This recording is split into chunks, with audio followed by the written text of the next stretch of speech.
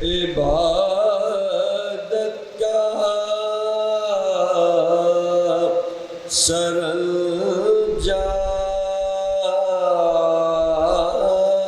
ہوا، لام وہ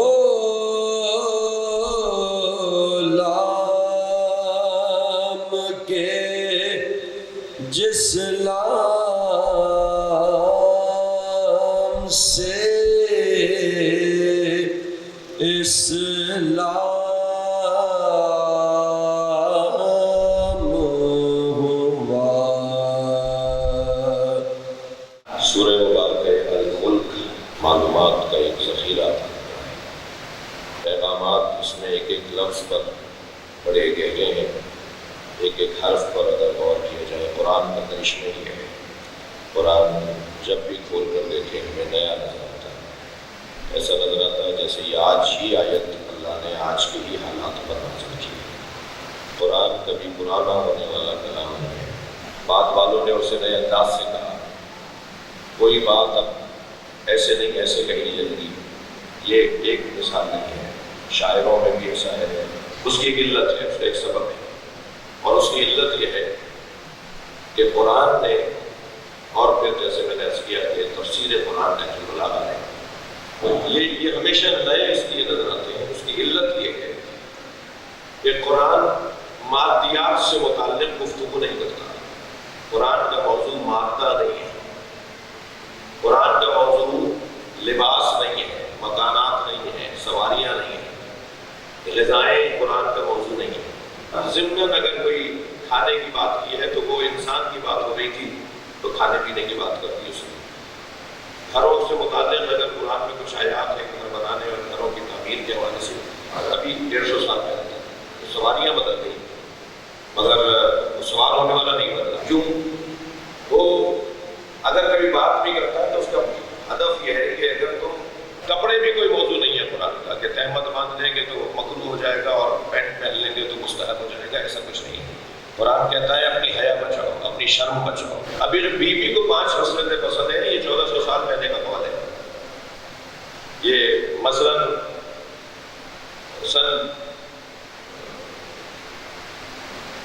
ممکن ہے 8 ہجری کا فرمان ہے، ممکن ہے 9 ہجری کا فرمان۔ بچہ روتا اس لیے زیادہ ہے کہ اس کا دل نرم ہوتا ہے۔ نماز اس وقت کمال کی نماز ہوتی ہے ہماری جب وہ خشوع کے ساتھ ہو، مجھے یہ اچھا لگتا ہے، ابھی چاہیے، یہی چاہیے، کتنا ہی آپ کہتے رہے اس سے اچھا دلوا دیں گے، کل تمہیں فرا جگہ لے جائے گی مگر بچہ کہے گا مجھے یہی چاہیے۔ یہ جو یہی چاہیے اور ابھی چاہیے، بھی فرمانیہ مجھے اچھا لگتا ہے جب یہ طے کر لیتا ہے کہ مجھے یہ چاہیے تو چاہیے، یعنی انہیں کپڑوں کا، اپنے اسٹیٹس کا، اپنے کچھ ہونے کا، کس کے بیٹے ہیں، کس کے بہوتے ہیں، کہاں رہتے ہیں، کیسے گاڑی سے اترے ہیں، انہیں اس سے غرض نہیں ہے۔ یہ اپنی انانیت کا شکار نہیں ہے، یہ خود پسندی کا شکار نہیں ہے، جہاں جگہ مل جاتی ہے بیٹھ جاتا ہے۔ یہ مٹی کے کھلونے گھرونڈے بناتے ہیں اور کھیلنے کے بعد توڑ دیتے ہیں۔ یہاں ایک سوال آئے گا ذہن میں کہ آج کا الیکٹرانک کھلونا کا زمانہ ہے، گاؤں دیہاتوں میں بھی اگر آپ جائیں گے تو کہ ہر گھر میں ایک آپ کوئی وہ سیلو والا کھلونا مل جائے گا، تو بی بی فرمانی ہے مٹی کے کھلونے بناتے ہیں اور توڑ دیتے ہیں۔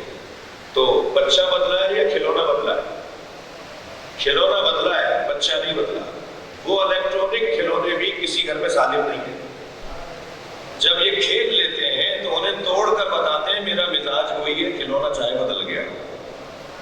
یعنی اپنی دنیا سے دل نہیں لگاؤ۔ بچوں کی دنیا کیا ہے؟ کھلونے۔ اسکول بدلا ہے، بچہ نہیں بدلا ہے، اس لیے کہ اسکولوں میں کھلونے آ گئے ہیں، ان کے مزاج کے مطابق اسکولوں میں چیزوں کو بنا دیا گیا ہے۔ وہ کارٹونوں کا استعمال، وہ بلاک بنا دیے گئے ہیں، وہ ماڈل بنا دیے گئے ہیں جن سے بچے جو ہے وہ مانوس ہو جاتے ہیں، انہیں لگتا ہے ہم کھیل رہے ہیں۔ وہ ٹوکری میں تصویریں بھری ہوئی ہوتی ہیں، اے سے لے کے زیڈ تک اور الف سے لے کے یہ تک، اور وہ بھری ہوئی بگڑی ہوئی تصویریں جو ٹوکری میں پڑی ہوتی ہیں، وہ سامنے چارٹ بنا ہوا ہے، اسے بھی دیکھتے رہو، ادھر سے ڈھونڈتے رہو۔ بچہ سمجھ رہا ہے میں کھیل رہا ہوں، اس کے ساتھ دھوکا ہو رہا ہے، اسے کھیل کھیل میں پڑھایا جا رہا ہے، اور اس کا دل اس لیے لگ رہا ہے کہ اس کے مزاج کے مطابق بات ہو رہی ہے۔ فرمانیہ مجھے اچھا لگتا ہے، یہ مٹی کے کھلونے بناتے ہیں، کھیلتے ہیں اور توڑ دیتے ہیں، یعنی اپنی دنیا سے دل نہیں لگاتے۔ کام ہو گیا آگے بڑھو، دوسرا کام شروع کرو، ایک ہی چیز میں اٹکے نہیں رہو۔ تو یہ پیغامات ہیں، یہ احساسات جو سینکڑوں سال پہلے، ہزاروں سال پہلے بچے کے تھے، وہی احساسات آج بھی ہیں۔ لہذا انسان نہیں بدل رہا۔ میں 3 اصول بتاتا ہوں قرآن کے، کسی میں جرت ہے تو کہہ دیں کہ بدل دو بھائی، زمانہ بدل گیا ہے، حالات بدل گئے اور ماحول تبدیل ہو گیا ہے، لہذا اس اصول کو بھی بدل دیا جائے۔ اس کا حکم علیحدہ ہے، اس کا حکم علیحدہ ہے۔ سگے بھائی ہوں گے مگر دونوں کا انداز عبادت کا علیحدہ ہوگا۔ لا یکلف اللہ نفسا الا وسعہا، ایک قاعدہ۔ دوسرا قاعدہ، جو کچھ اس دنیا میں ہوگا، ایک سلوات پڑھے تو میں ایک آیت کر دیا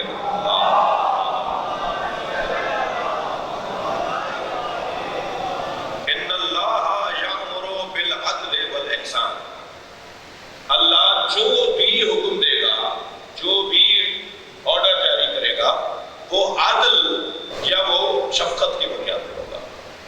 انما یأمر بالعدل، انما یأمر بالعدل والاحسان، عدل کے ذریعے اور احسان کے ذریعے سے تمہارے ساتھ رویہ رکھا جائے گا۔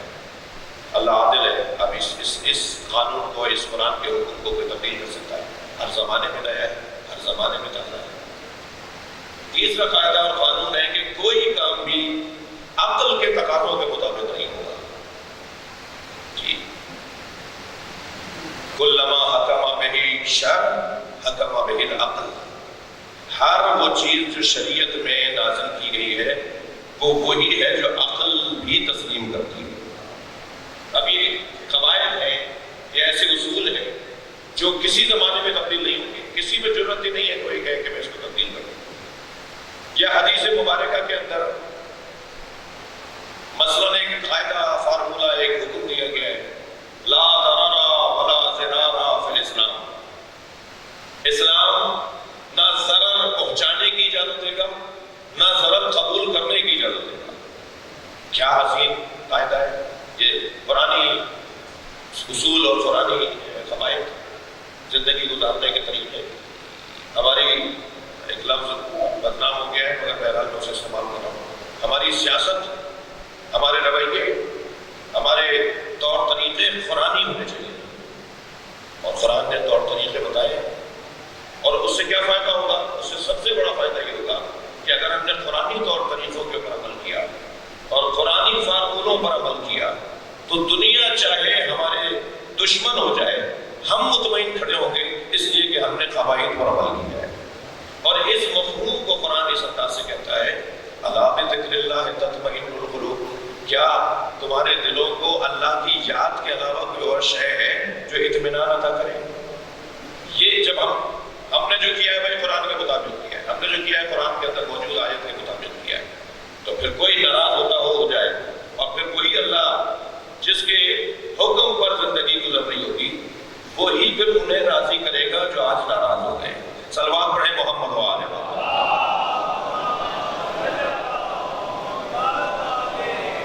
مجھے معاف کیجیے گا، میں نے بہت دیر لگا دی اس تمہید کو مکمل کرنے میں کہ قرآن قواعد اور فارمولوں اور اصولوں کی کتاب ہے، اور ہمیشہ ہماری رہنمائی کرتا رہے گا۔ جو کلام وہ اللہ کا کلام قرآن مجید ہے۔ کبھی نہج البلاغہ میں بھی اسی انداز سے بات ہو تو حسین باب بنے گا کہ ایسے قواعد دیے مولا علی نے۔ مثلاً اگر اجازت ہے تو میں ایک قول سناؤں آپ کو۔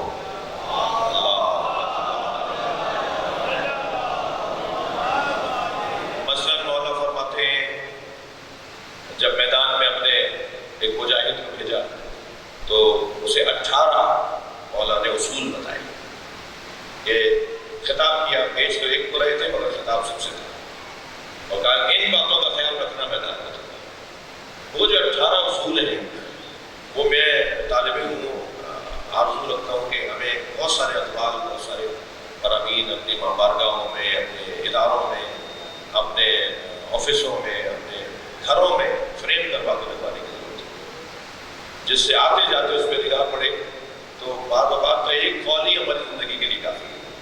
ایک مرحلے پہ آپ نے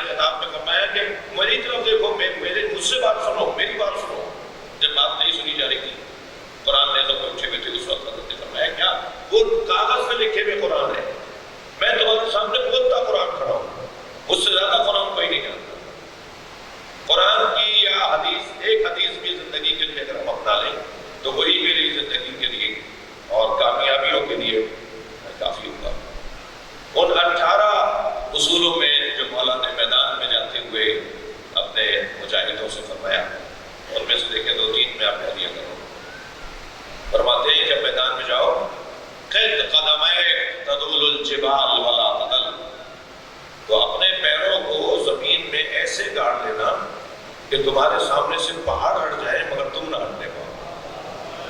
جب جانا ہے تو پھر جانا ہے۔ صلوات پڑھیں نا محمد وآلہ۔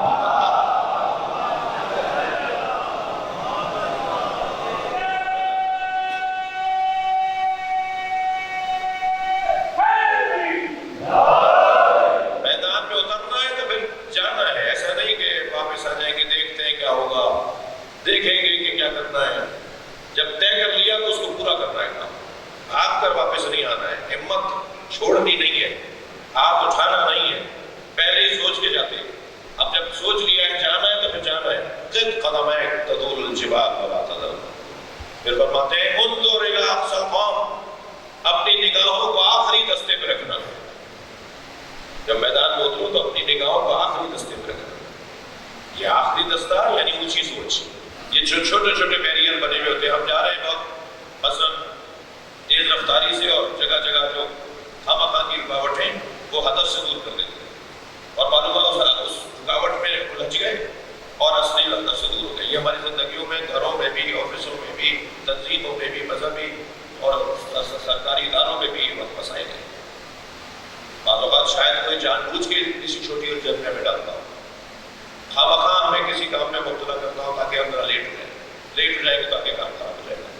تو یہ تشخیص دینا انسان کا، یہ سمجھنا کہ یہ چھوٹی الجھن ہے اور مجھے بڑے ہدف سے دور کر رہی ہے، تو اس کو بعد میں دیکھیں گے، اچھا بھائی ٹھیک ہے بات کریں گے، لیکن اگر اسی میں الجھ گئے تو فرمایا انظر الی اقصی القوم، اپنی نگاہوں کو آخری دستے پہ رکھنا۔ بہت کچھ فرمانے کے بعد آخر میں ایک حسین فرمان انہی 18 فارمولوں ہے، اور وہ ایسا جملہ ہے حضرت کا جو ہر مشہور آدمی کو، ہر پیسے والے آدمی کو، ہر حیثیت والے آدمی کو، ہر کچھ کرنے والے کو کنٹرول کرتا ہے۔ صلوات پڑھیں تو میں عرض کرتا ہوں۔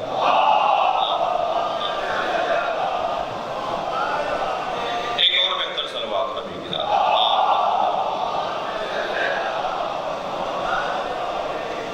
وہ جو میں یہ خطرناک ایک بیماری لگتی ہے، اور یہ کبھی ہمیں اونچا کرواتی ہے، کبھی ہمیں پیر پٹ کرواتی ہے، کبھی ہمیں غلط سائن کرواتی ہے، کبھی ہمیں کسی کو ذلیل کرواتی ہے، کبھی کسی کو بے جا عزت دلواتی ہے۔ اخلاقیات والی حدیثیں جتنی بھی ہیں وہ تو فوراً دماغ کو وجہ کے اثر کرتی ہے، لیکن جو عقائد اور اخلاق اور احکام والی احادیث ہیں جن میں احکامات بیان ہوئے ہیں، تو ان میں ممکن ہے کہ ہمیں سند ڈھونڈنی ہو اور اس کے اوپر بات کرنی ہو۔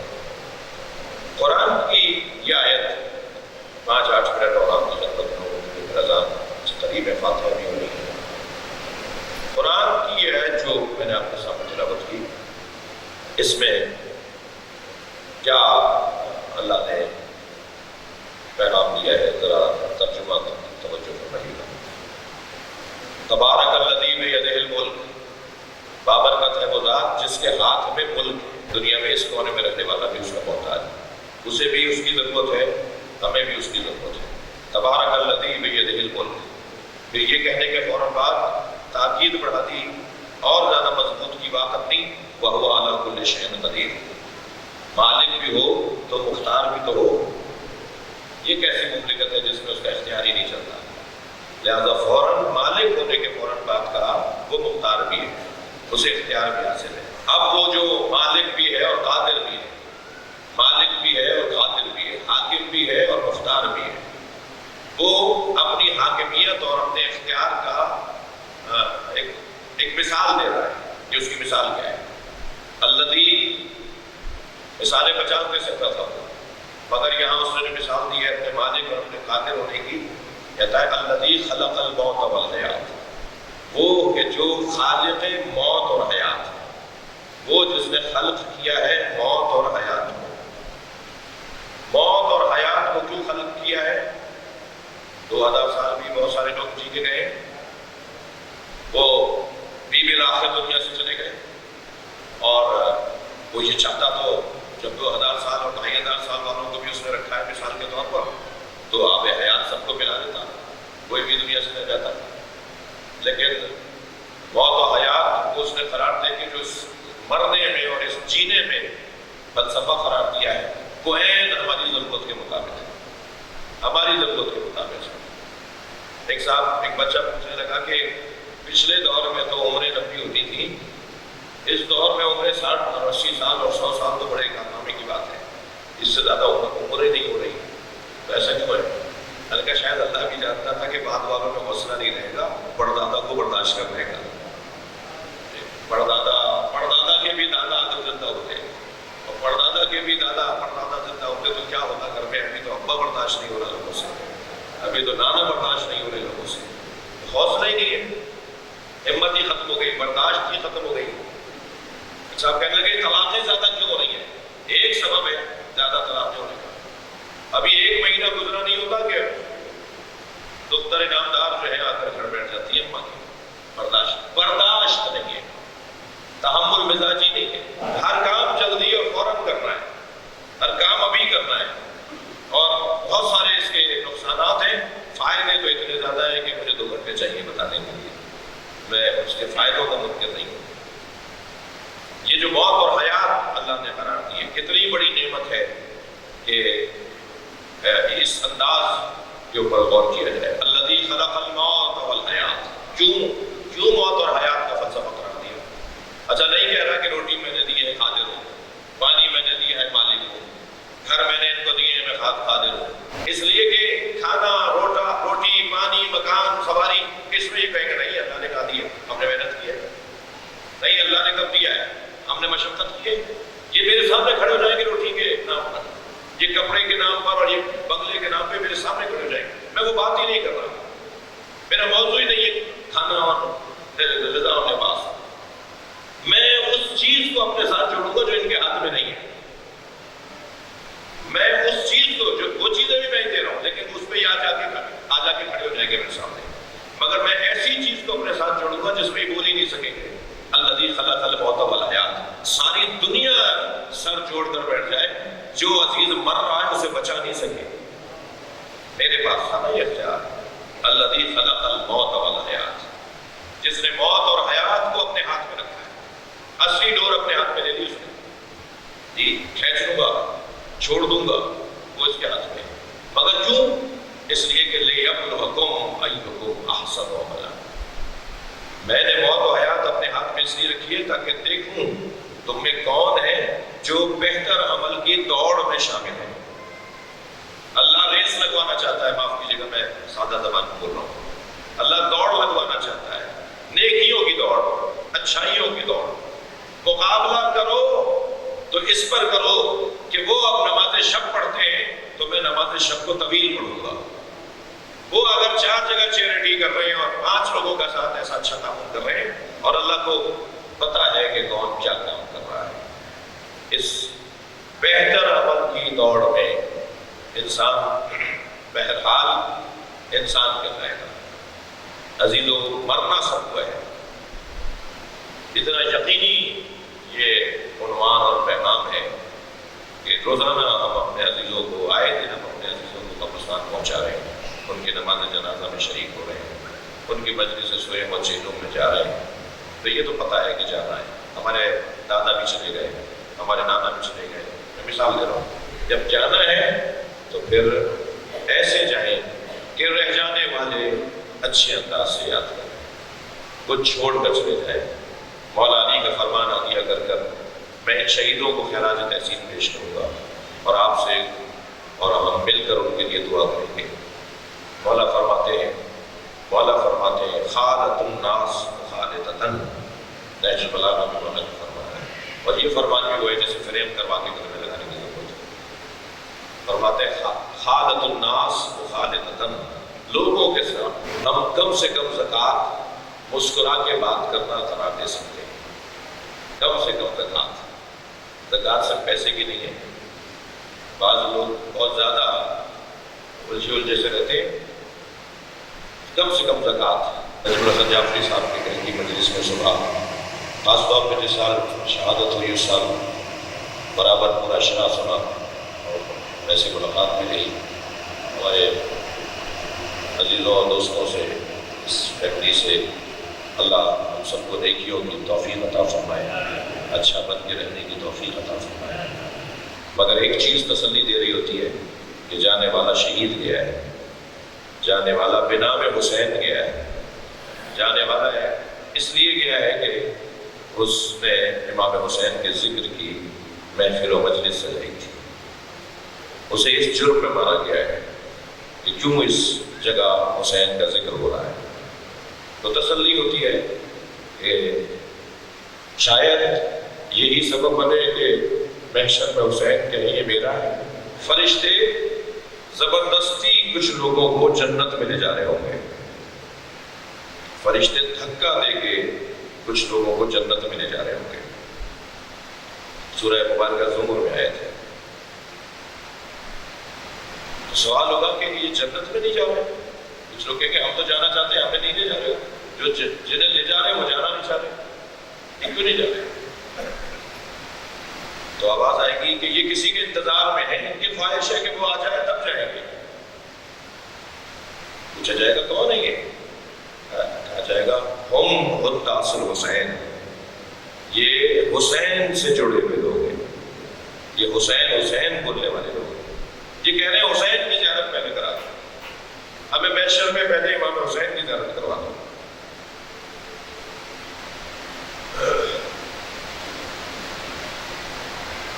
اور پھر جب امام حسین محشر میں داخل ہوں گے, محشر میں کس کا کیسے ورود ہوگا؟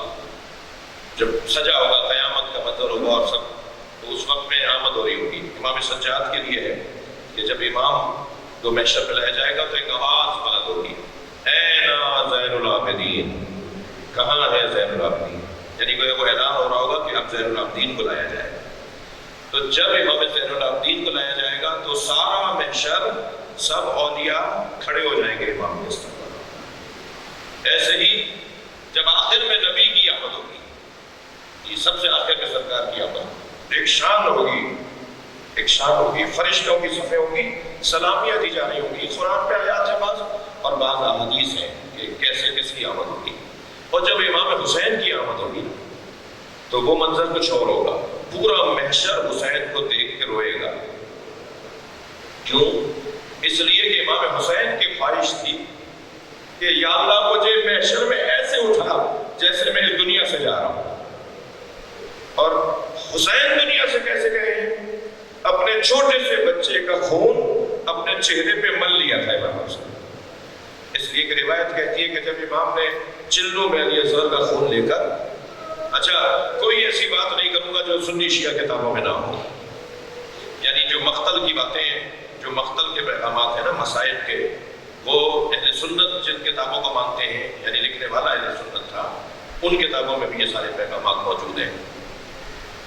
امام نے جب علی اصغر کا خون چلوں میں لیا, آسمان کی طرف دیکھا تو آواز آئی کبھی پانی نہیں برسے گا. زمین کی طرف دیکھا تو آواز آئی کبھی فصلیں نہیں اگیں گی. یعنی آج جو کچھ ہم کھا پی رہے ہیں وہ خون علی اصغر کا صدقہ ہے.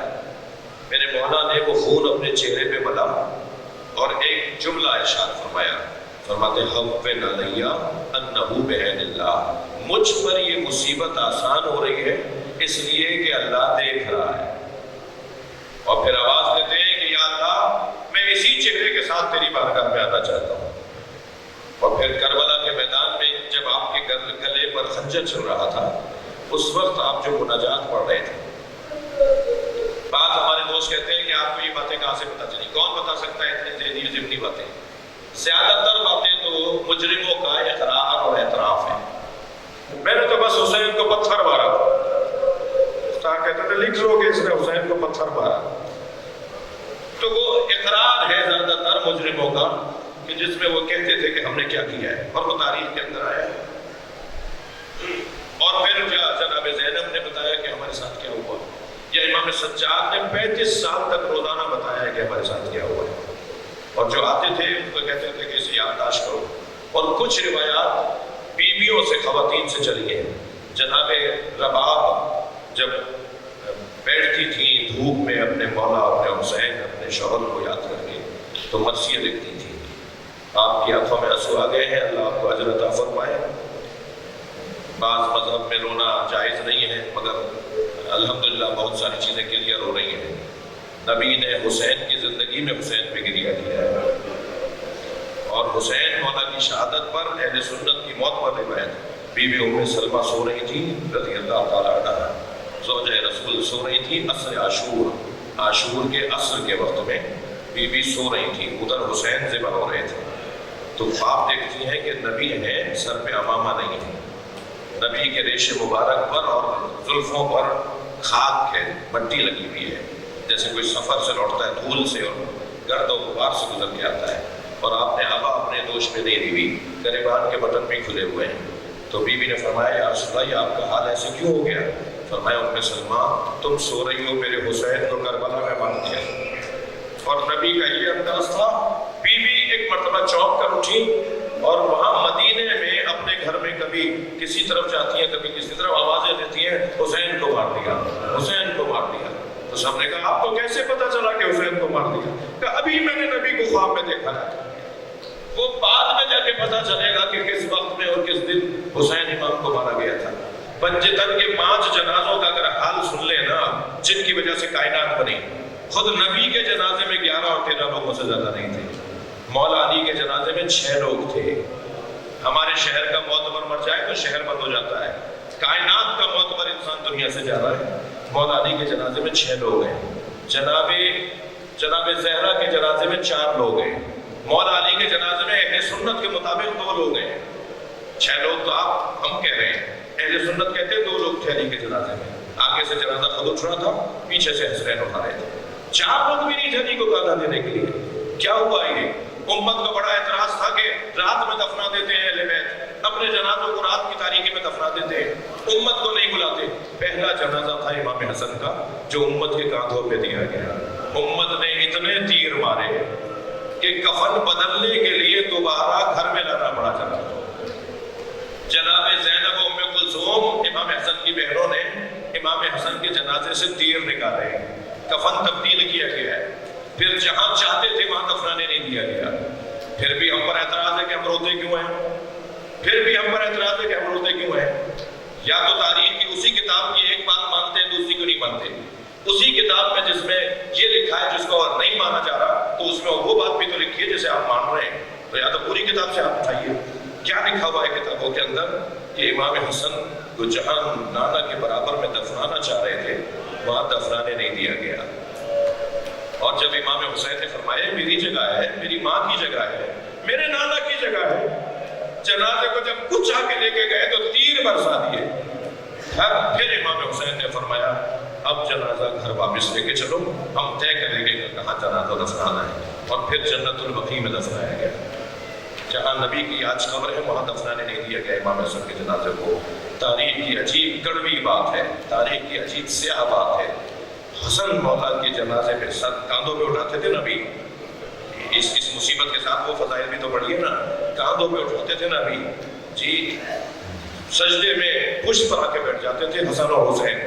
اس حسن کے ساتھ یہ ہوا، اور حسین کا جنازہ 3 دن کوئی دفنانے والا نہیں تھا۔ ایک شخص امام حسین کے بدن سے امامہ اتار کے لے گیا، ایک ابا اتار کے لے گیا، امام کی نالے نے کوئی اتار کے لے گیا۔ ایک شخص کہتا ہے کہ حسین کے بدن پہ کچھ نہیں بچا تھا، جب میں ڈوٹنے گیا تو صرف پھٹا ہوا کرتا تھا جو حسین نے پہنا ہوا تھا۔ میں نے چاہا کہ وہ کرتا اتاروں تو مجھے خیال آیا کہ یہ تو پھٹا ہوا ہے، اس کی پیسے مجھے کیا ملیں گے، اس پر مجھے کیا انعام ملے گا۔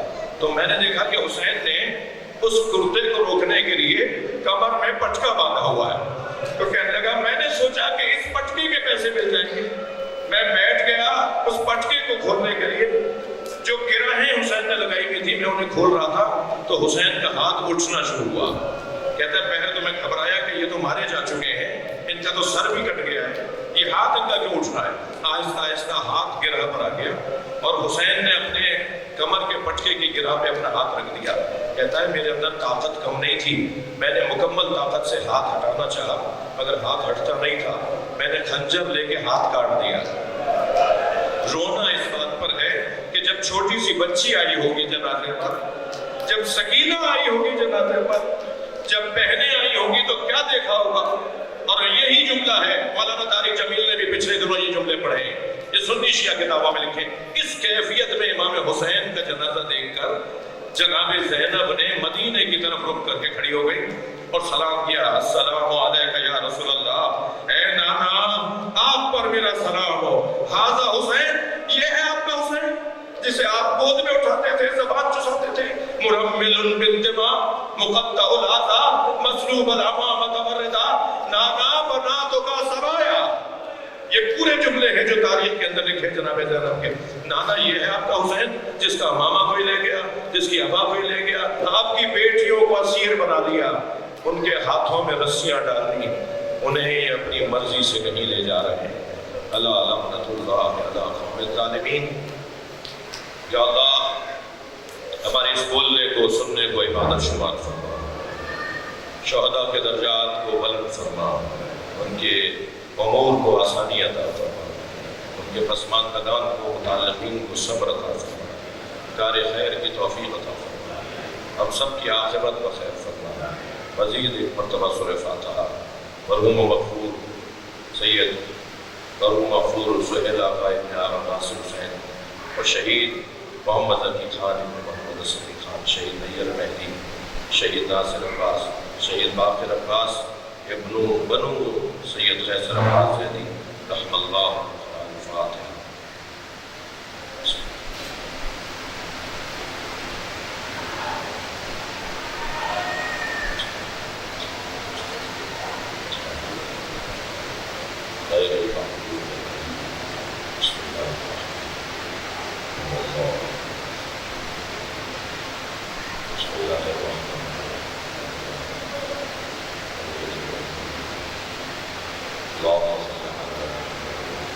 مغفرت کے لیے بلندر صلوات محمد۔ یا اللہ درجات کو بلند فرما، کوتاہیوں سے درگزر فرما، اعلیٰ علیین میں مقام عطا فرما، جنت الفردوس میں جگہ عطا فرما، شفاعت نبی و آل نبی عطا فرما، امام زمانہ کے ظہور میں تعجیل فرما۔ اپنے آپ کو اور آپ سب کو نماز پر وقت پڑھنے کی نصیحت کرتا ہوں، مغفرت کے لیے، مجلس کی قبولیت کے لیے، فاتحہ کی قبولیت اور مومین کے درجات کی بلندی کے لیے، امام کے ظہور میں تعجیل، سیلاب زدگان کی غیبی مدد، امام کے ظہور میں تعجیل کے لیے بلند تر صلوات۔